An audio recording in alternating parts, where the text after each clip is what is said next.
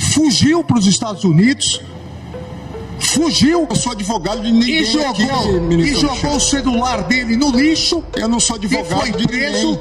E agora Vossa Excelência, Vossa Excelência nem de B. Então é hora de reagirmos.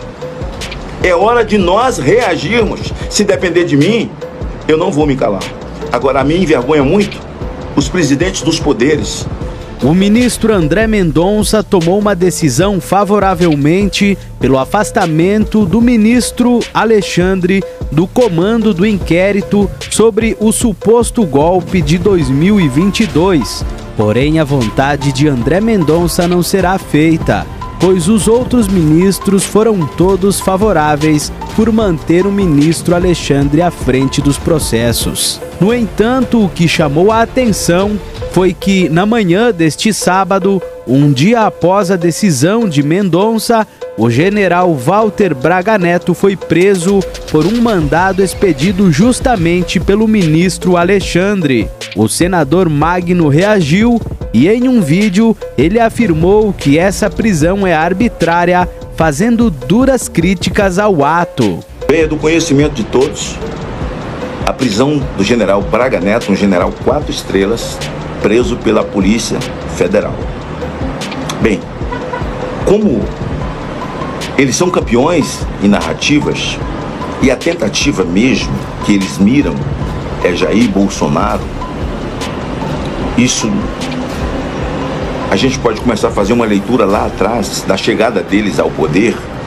Eles agora estão no poder porque eles conseguiram a ditadura do proletariado, eles nunca quiseram democracia. Eles agora usam a palavra democracia e nos chamam de antidemocráticos. Então, com um ato democrático, o senhor ministro Alexandre de Moraes manda prender o Braga Neto. Ô Temer é uma pessoa que eu respeito. Você conhece Braga Neto.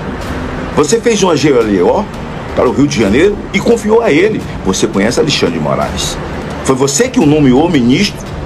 Você o colocou no Supremo.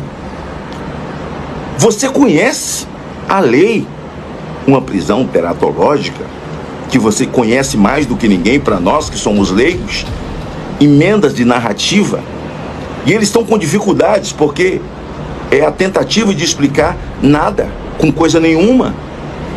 Se eles chegaram no Braga Neto e já violaram o artigo 53 da Constituição, e já disseram que, palavras do ministro da Justiça, o senhor Lewandowski, que violou a Constituição dentro do Senado, agora como ministro da Justiça, ele diz que nada é absoluto, tudo é relativo, até mesmo a vida.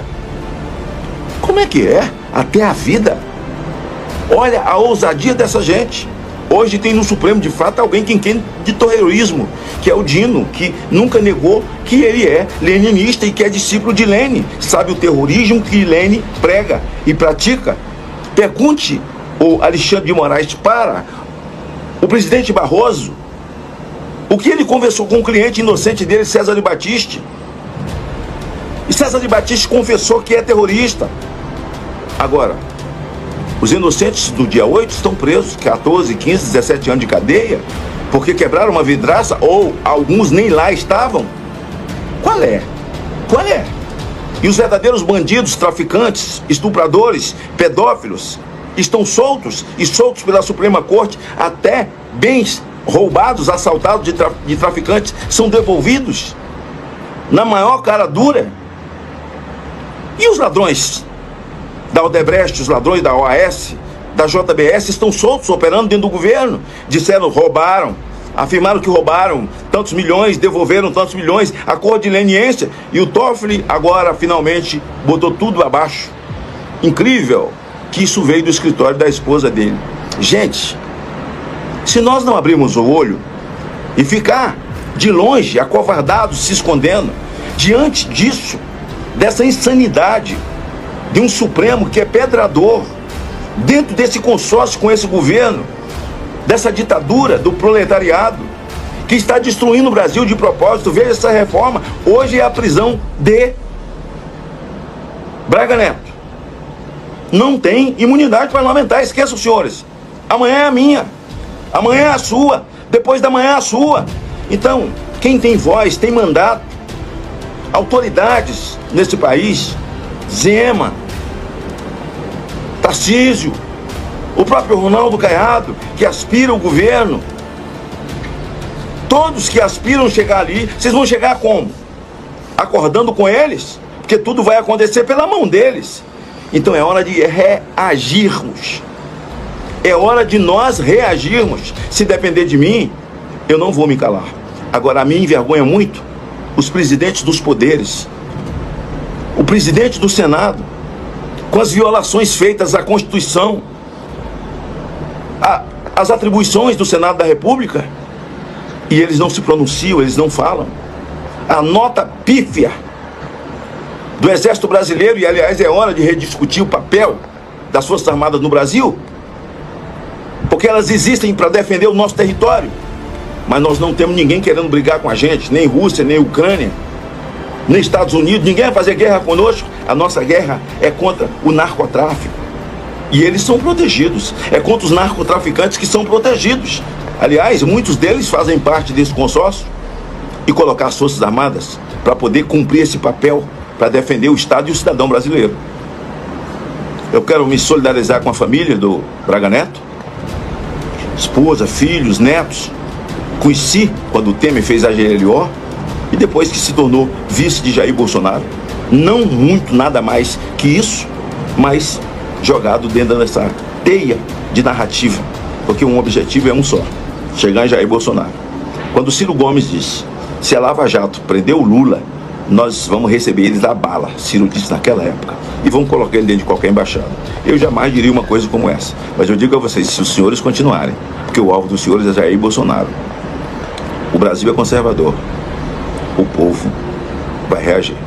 Em discurso no Senado, a senadora Damares Alves criticou a falta de fiscalização nas empresas de apostas no Brasil, destacando várias falhas nas publicidades indevidas. Ela questionou a atuação de secretários responsáveis, cobrou investigações severas e alertou para riscos aos cofres públicos, a proteção das crianças e adolescentes. Aqueles desenhos são lindos, chama a atenção da criança e do adolescente. A publicidade dessas empresas não autorizadas, elas chegaram às crianças e adolescentes. E nós temos um documento do Ministério da Justiça que foi apresentado pelo senador Marco Rogério, e nesse documento fala da proibição de publicidade para a criança. E o senhor disse aqui que não conhecia esse documento. Secretário, nós temos uma secretaria que foi criada pelo presidente Lula, e aqui eu vou dizer que no começo fiquei muito brava, nós vamos gastar dinheiro com uma secretaria, mas hoje até entendo a iniciativa do presidente Lula, era para regulamentar. E aqui a gente precisa aplaudir, porque os jogos estão aí, a lei foi aprovada, precisava de uma secretaria. E aí, essa secretaria não se atentou a um documento do Ministério da Justiça que essas supostas empresas, supostamente autorizadas, não podiam fazer propagandas para criança e adolescente. Quem prevaricou, secretário? Foi o senhor ou foi o secretário nacional dos direitos da criança e do adolescente? As crianças foram colocadas em risco. Então, a gente vai ter que rever aqui, porque o que eu estou percebendo é que este governo não se fala entre si. O Ministério da Justiça emite um documento, o senhor não lê, o secretário dos Direitos da Criança e Adolescente também não lê, e as crianças ficam sujeitas às publicidades dessa forma. Então eu gostaria muito que ficasse consignado em ata aqui, que é possível que 2 secretários nacionais tenham prevaricado quando um ministério determina que não haja propaganda para crianças e adolescentes. Aí, secretário, eu fiquei aqui, coitado do secretário, é uma secretaria nova, talvez seja uma secretaria pitititica, é ele e um assistente só. Aí eu tive a curiosidade de conhecer a estrutura da sua secretaria. Que baita secretaria! O senhor tem 3 subsecretários. O senhor tem 8 coordenadores gerais. O senhor tem, inclusive, secretário, uma subsecretaria de monitoramento de fiscalização. Só essa subsecretaria tem 3 coordenadores gerais. Eu não vou dizer o salário, todo mundo sabe quanto que ganha um secretário. O senhor tem um secretário adjunto, 3 subsecretários, vários coordenadores gerais, vários coordenadores, assistentes técnicos, e aqui não estão listados os terceirizados, os bolsistas e os estagiários. Não é uma pequena secretaria. Quem está prevaricando são os seus subsecretários. O senhor tem um subsecretário só para monitoramento e fiscalização, ok? Então, tem alguma coisa acontecendo com a sua secretaria. E a gente vai ter que entender o que está acontecendo. Nós vamos ter que entender. Por exemplo, na semana passada eu pedi que quando o senhor viesse aqui, o senhor trouxesse a lista autorizada. É a mesma lista da semana passada. O senhor sabia que nessa lista aqui tem empresas que já foram dadas baixas? E consta na sua lista oficial? Que show da Xuxa é esse, secretário? Olha aqui, a mesma lista da semana passada que a gente apontou que tinha uma série de erros, o senhor volta a essa CPI, o senhor chega nessa CPI com a mesma lista. A sua subsecretaria de monitoramento e fiscalização não está trabalhando? O senhor tem uma outra secretaria de ação subsecretaria de ação sancionadora e uma subsecretaria de autorização. Eles não viram que a lista está errada? Vamos para a lista, secretário. O senhor falou de empresas não nacionais e empresas estrangeiras. Eu quero dizer para o senhor que o item 75 da lista, exatamente 75, está lá na sua lista como o nome da empresa. Um nome lindo, Zona de Jogo, Negócios e Participações Limitadas. Quando a gente vê o nome da empresa, a gente fala, beleza, uma empresa nacional. Quando eu pego o CNPJ e que vou atrás do CNPJ, ela se chama GCMI Associação Corporate Localização Exterior. O seu subsecretário coloca o nome Fantasia Nacional. Quando eu vou para o CNPJ, ela é uma empresa do exterior. E aí, secretário? É para enganar quem? Um nome nacional e o CNPJ me informa que a empresa é estrangeira. É para enganar quem?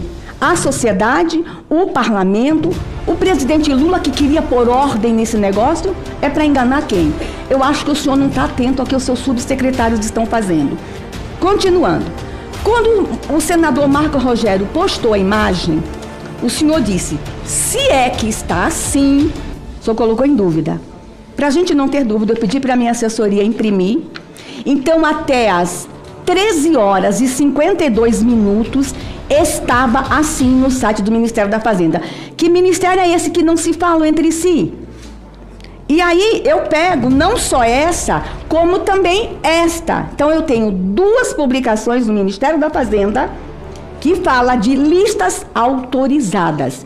Eu quero entregar para a secretaria para que a nossa relatora conste no relatório que até às 13 horas e 52 minutos há uma publicação no site do Ministério da Fazenda desde, pasme secretário, eu estou com tantos servidores, desde 1/10/2024. Preciso essa CPI ser instalada para a gente apontar este erro.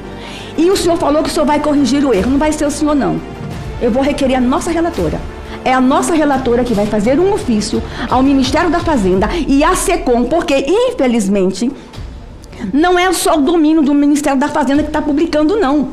Tem outros órgãos do governo fazendo essa publicação, levando a sociedade, induzindo a sociedade a erro. Não tem nenhuma BETS autorizada. Tem uma lista absurda, cheia de erros, com nomes fantasias que não condiz com o nome que está no CNPJ, uma lista que traz empresas que já tem baixa no Ministério da Receita. A Receita tem uma lista de uma empresa que ela mesma deu baixa.